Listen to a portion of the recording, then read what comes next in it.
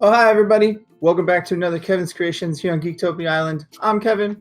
I'm Cardwell. Today, we're actually going back in time a little bit with the Kevin's Creations Forcible deck. We're gonna hit up the Wonder stuff. Yes. We're a little new to Wonder. I played in Wonder. Cardwell has not played much of Wonder. Nope. But it's something that we've done. Me and the other guy Trevor have. We've played it for a while, and it's interesting, and it's got a whole lot of decks, so we're going to start delving into those. But before we get into it, guys, we just reminded you that we do have a Patreon. It really just takes $1 to support us and show us some extra love. The link will be down below. Go check that out, guys, and let us know what you think. And with that, we're going to talk about the deck called Sylvia's Wrath. Yep. And as you can tell, it's our girl Sylvia Gill Pelorus. Palarilias. Yeah, sounds good. Yeah. So it is Dragon Girl, and she is amazing. So she's a red and green ruler, technically, and she is fire magic stones you control gain tap and produce a green, and you can judgment for a red, green, and 2. So sure, it's a 4 judgment, but it's worth every penny of it. Yep. Because it turns all your red stones into green, and I mean, what's wrong with that? Exactly. Ain't nothing. When she judgments, she hits into a 10/10 with flying and swiftness. When this card enters your field, it deals 10 damage to target J Resonator, and whenever Nice. J Resonator that was dealt damage by this card this turn is destroyed, you may recover up to 3 target magic stones you control. Hell yeah. So essentially, her judgment can cost 1 mana. Yeah. Because you're like, judgment 4, shoot that dude for 10, untap 3 stones, play more stuff. And swinging too. Yeah. You do have to be careful because on the backside, on her J side, she does not let your redstones tap for green, so you got to remember that. But other than that, I don't care. I have a 10/10 flying swiftness that shoots a dude for 10. Yeah, exactly. I'll give up not having green stones for Just for a little bit. Yeah. But that is it as far as the ruler goes. So she is amazing. First creature we got is Fairy of the Lost Isles. It is a green for a 4/4 resonator with flying. And you pay a green, you banish it, and draw a card. It's just there to help you get the card draw and give you a 4/4 flyer. Right? Help It's you just- get there. As a little person to like just annoy the opponent until they try to swing into it, and then you're like, okay, well, I'll just draw a card. Oh yeah, she does a lot of work for being a 1-drop. Yeah. She is a tiny like mind game. It's like, you want to swing into this because I'm just gonna draw a card. If not, then I'll just keep pegging you for 4. Yeah. Either way, I don't care. Thanks, bud. Let's get rid of this and draw a card. Thanks. Exactly. And of course, this card is so powerful, it's still just in every deck that you need to play in, is a Laurite. The 1-drop quick cast, 1/2. Of course, when this enters the battlefield, cancel target activated or automatic ability your opponent controls. And then the other parts, if you play Gill, but we're not playing Gill, so it doesn't matter. Yeah. So it's just super strong. It's Laurite, man. He's still good. That's- Regardless of what format he's in, he's good. Yeah, exactly. Because this says no to you doing things. So you're like, nah, don't do that. Next up is Slayer of the Overlord Pricia. She is a green and 1 for a 4/5. When this card enters the field, this card and target J Resonator your opponent controls deal damage equal to their attack to each other. And you can pay 1. This card gets +1/+1 until the end of turn. That is her main ability on the front side. And I'll go over that in a second, but she has a thing called Shift. And so for those that don't know what Wanderer like crazy abilities are, Shift is one of those abilities. It is personally one of my favorite abilities in the whole game of Forcible because it does a lot of crazy stuff for you. It looks like it, yeah. So the way Shift works is when this card is in your hand, you can play it for either the Shift cost, which is for her is 2 blue and 1, or you can play her on her green side for a green and 1. Or you can put it like when she's in play as a green creature, you can pay the Shift cost and flip her over to the backside, which is pretty ridiculous. So it's essentially just extra options on a creature. Yeah. Whenever you need it. And her come into play trigger on the green side, you can respond to it by pumping her up. So like you're like, this dude and that dude are fighting. Oh, my dude needs to be bigger. Let's pump her up to a 6/6 or 6/7 and kill your dude. Thanks. So it's good early game and late game as well. Yeah. And her shifted side is Possessor Princess of Love Valentina. It is 2 blue and 1 for a 5/5, and when this card is put into a graveyard from the field, gain control of target Resonator. Yep. And she is a 12 Apostle, which matters in other decks, but not so much in this one. But this card is busted. Like, mainly you're going to play her on the green side in this deck because you want to just be able to clear the way. And if you get the ability to gain control of a dude, cool. Yeah. But more often than not, you're just going to be like, cool, shoot that dude. Get out of my way. Yeah, really there's no stipulation on what Resonator. It's just like a Resonator. Just anything. Yeah, or a J. She can kill a J if you have the mana. Yeah. But that's Which it. is not too bad. All right, of course, one of our all-time favorites is Sylvia Blade of the Supreme King. It's 1 green, 1 red, 6/6. It has Will of Despair, and it also has Swiftness. So whenever this card attacks, target J/Resonator cannot block this turn, which is super powerful and tempo-based for sure. Yeah, that is. Ugh. Will of Despair is like each Will of Despair on the battlefield, they get +1/+1, right? No, they're just like a certain thing you can search for them and do silly stuff with.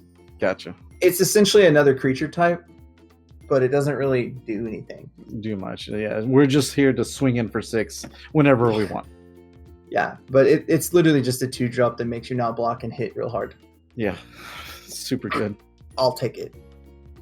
All right, next up is Sylvia Pelorus, the Infernal Dragon. It is the Resonator version, and she is a 3-drop, so 2 red and 1 for an 8/7 flyer, and you can pay Awakening of a green. This card enters your field, put a 5/5 flying Wind Dragon into play with, and then this card gains Swiftness as long as your ruler is Sylvia Gill. Nice. So for 4 mana, you get an 8/8 flyer and a 5/5 flyer. And she has Swiftness to be like, hey, cool, take 8. Oof. Awesome. Crazy. It's crazy that she has flying as well as the dragon. Yeah. Oh, yeah. I mean, she is a dragon herself, so I mean, I guess I get it. Yeah. All right. The next one is Pricia, Pursuant of the Exploding Flame. She is a 3-cast, 1 green, red, and colorless, 7/4. She has Swiftness, Precision, and First Strike, which is insanely powerful. She has an activated ability, pay a green. This card gains flying until end of turn, so she can just avoid things as well. And of course, there's a static ability. When this card is put in the graveyard from your field, it deals 500 damage to an opponent. So they're going to keep taking 700, or they're going to have to take eventually 500, which is a pretty good amount of damage. I hate playing against this card. It's so strong. Right? Because you're just like, cool, pay 3, swing face. I don't care what happens because you're taking damage regardless. Yeah. It's so good. Or you kill one of the creatures, they kill it, and they still take 500. Like, okay, thank you. Yeah, and what's so dumb is this card has all 3 of the main like attacking abilities. So you get to just choose what dies if you want. You're just like, oh, you have a dude that you need? Nah, I'm gonna kill that. Yeah, that's dead. Sorry. Yeah, that dude dies. Thanks. And she's just ridiculous. Yeah, that is an insane card. Next girl, Athena, the Titan of Revenge. She is 2 red and 1 for a 7/7 with Swiftness. Whenever damage is dealt to you, put 2/1 counters on this card. And you can pay a red. This card deals 100 damage to each player. This card, if it gets left unchecked, gets out of hand way too quickly. Yeah, quite a bit. Because you're already like, pay 3, take 7. And then you're just like, oh, before damage, let's both take 3. And then she gets 3 instances of counters. Yeah. Literally, it's disgusting. It's an amazing mana dump ability. Oh, yeah. Yeah, for what she does, she is one of the best mana dumps in the game. Like, just pay extra mana, do whatever. Yeah. And in this case, we both take 100. And you're playing aggro, so you don't care what your life is, because as long as you have life, you're winning. Yeah, that's a resource. Yeah. And she's all about it. Nice. All right, and then we'll get to the spells here, of course. Crimson Sanction. It's a 1-drop chant. You get to choose one. Deal damage to 400 damage to target J/Resonator, or this card deals 300 damage to target player. Now it has Seal 5. As long as you play this card, if you control 5 or more magic stones, it gains the following text. This card deals that much plus 400 instead. So early game, late game, it's still just good. Oh yeah, because it's either 1 mana shoot a dude or a player, and then it turns from 4 damage to 7, or 3 damage to 7, or 4 damage to 8. Yeah. Just little, and later, just turn 5, take take 7 damage to the face. Yeah, cool. I'll pay 1 and take you can take 7. Great. Yeah. Thanks. Next up, Charlotte's Water Transformation Magic. It is a blue, it is a quick cast Remnant, and Remnant is, as long as this is in your graveyard, you can play it for its Remnant's cost, which is essentially the same cost as the card, and play it again. And then it removes itself from the game after that. And target Resonator loses all abilities and becomes a 4/4 bear until the end of turn. So this card seems a little weird, but you have to have it in Wonder because it gets around everything. Like, unless they have Barrier, you're just like, cool, that dude that has a cool ability, it's now a 4/4 bear. Yep. And what makes it so good is they're like, cool, you have a 16/16, it's a 4/4 bear, swing Prissy into it, your bear dies. Yeah, it's just gone. Great. And the fact that it has Remnant, you just keep doing it over and over. Yeah, this essentially acts as 6 copies of this card because we have 3 in the main deck, and essentially you can play each one again. So it's worth it to play them just because the Remnant cost and how good it is. Yeah, it's really good. Next one is Optional Possession. It's just an option. It's 1 blue quick cast. It has Remnant as well. It says choose Flying, Precision, or First Strike. Target J Resonator gains +2/+2 and the chosen ability until end of turn. So it's just really good. Yeah. Again, options are a thing. Yep. And this is 1 mana quick cast. Give my dude any option I want, and +2/+2. Yeah. So it can save your dude and give you extra stuff. It's kind of ridiculous. That, or can fly overhead as well if you need to do the damage. Yeah. And I remember playing against this where you're just like, where they play like 3 Sylvia Blade of the Supreme King and make you not block. And then the one dude you can block with, you're just like, he's got flying. Nah. Yeah. Thanks. It's ridiculous. Card is ridiculous. Seems like it. Next up, Burn to Cinders. It is 2 red quick cast. This card deals 700 damage to target J Resonator. If it's a J ruler, it loses imperishable until the end of turn. That is the key phrase. If it's a Resonator and will be put into a graveyard from the field this turn, remove it from the game instead. Yeah.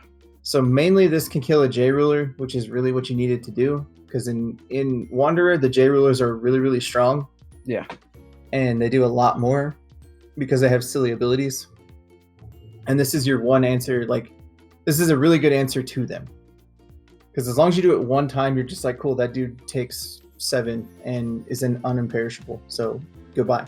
Yeah. So, and then you can throw more dudes into it if you need to kill it still. So just keywords like Amel and also the Dust Girl have imperishable, where they just keep coming back constantly. This will just in that time, in that life. Goodbye. Thanks. They do that for all the combo of the J ruler, and now it's all over. So thanks. Mm-hmm. All right. So this is a Regalia, and I remember y'all talking about it when y'all first started. That it's one of the most powerful stuff, right? Yeah. So Excalibur, the God Sword, it costs 0. That's why they're so powerful. It's ridiculous. So your J ruler gains precision. It's just all the time. Activate. You can tap it. Your J ruler gets +2/+2 until end of turn. And then it gains, if it's Faria, it gains imperishable, which it doesn't. We don't have that. But activate, discard another card named Excalibur Gods and produce a white. And then banish this card. Your J ruler gains imperishable until end of turn, which that's pretty strong right there. Yeah. So for no mana or no will, just plop it down. You get 4 abilities.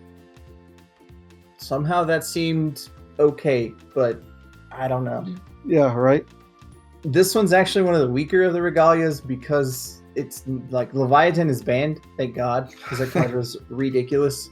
Yeah. But this one's still really, really good because it gives precision and imperishable mostly. And then don't count out the +2/+2 because you're just like, oh, you think you're gonna kill it? +2/+2.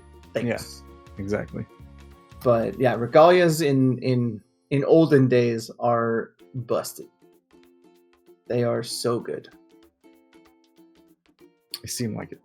Yep. Next up, we're gonna move into the stones, and we're back to dual stones. Yay, dual stones!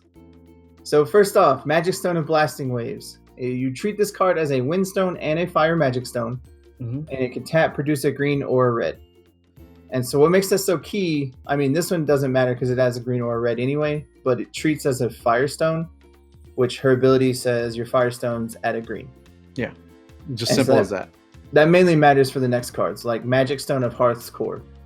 which is treat this card as a Firestone and Waterstone, and it produces a red or a blue. Mm-hmm. And with Sylvia, it produces a green as well because it is a Firestone.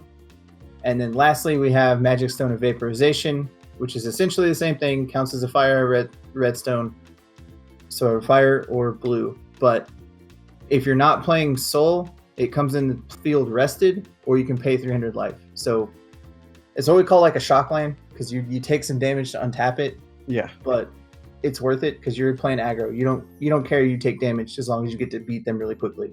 Exactly. And you can pay 1 to put a mana counter on your ruler, but you don't use mana. So mainly it's just another dual stone that untaps on turn 1 to give you the green. Exactly.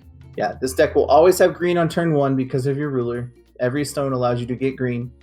Some just help you more than others. And that's just what it is, man. Dual stones, they are a thing in Wanderer. They're really, really good. And they are everywhere. Yeah. And they would definitely bust New Frontiers if we had them right now. Oh, yeah. So, yeah. It's a good thing we don't, because it would be ridiculous right now. Agreed. But that is the deck, guys. That is Sylvia's Wrath. It is kind of a crazy deck. It is the most aggro deck I've seen in a very long time, just because you're just like, hey, you're dying in 3 or 4 turns. Good luck. And that's it, really, guys. The deck list will be down below. Check it out. See what you like. See what you don't like. Let us know in the comments down below. And we will see y'all again next time. Goodbye. Bye. Also, guys, just remind y'all to hit that like button, subscribe to our channel, and if you want to keep up to date on all our future content, make sure you click that bell. It'll give you all the notifications you need. With that, we'd like to go ahead and give a big thank you to all our fans that support us through the year, and especially our Patreon support people. We do like to give a shout out to our Mythic and Above supporters, and that would be Dwayne Higgs. Thank you very much. We love you.